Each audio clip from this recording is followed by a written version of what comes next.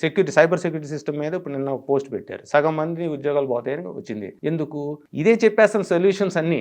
మనిషి యొక్క మానవ శక్తిని తీసుకొచ్చి టూల్లో ఇస్తుంటే అది ఆన్సర్ నీకంటే ఎక్కువ మల్టిపుల్ ఎల్గారిథం. మనం ఒక ఆలోచన, ఒక 10 ఆలోచన చేస్తాం సార్. ఆ ప్రాబ్లం వస్తే 100 ఆలోచనలకి వెళ్ళాల్సి వచ్చే సిచ్యువేషన్ సిస్టమ్ ఇస్తాను. అన్ని ఫీడ్ చేసుకుంటూ వెళ్తాం. మల్టిపుల్ ఎల్గారిథం, ఇలా అయితే ఇలా అవుతుంది, ఇలా అయితే ఇలా అవుతుంది, ఈ ప్రాబ్లంకి ఇలా వస్తుంది. మనం ఎన్నిసార్లు ఆలోచించాల్సి వస్తుంది? మన బ్రెయిన్ ఎంత యాక్టివిటీగా ఉండాలి? ఇదివరకు మనకు ఆపర్చునిటీ లేదు కాబట్టి అంతా హ్యూమన్ మీదే డిపెండ్ అయింది. ఇప్పుడు మెషిన్ మీద డిపెండ్ అవుతుంది. అవును. అట్లా అందుకనే ఐటీ కంపెనీస్కి ఎందుకు ప్రాబ్లమ్స్ వస్తున్నాయంటే సగం మంది నేను ఫిల్టర్ చేసి నీకు సొల్యూషన్ దీన్ని ఇస్తున్నాను, నా ఇన్వెస్ట్మెంట్ కాస్ట్ దాని మీదకి వెళ్తుంది. ఓకే. హ్యూమన్ రిసోర్స్ మీద ఎక్కువ పెట్టేశాను కదా, శాలరీస్ అన్ని పెంచుకుంటూ వెళ్ళిపోయాను కదా, ఎక్స్పెండిచర్ పెరుగుతుంది.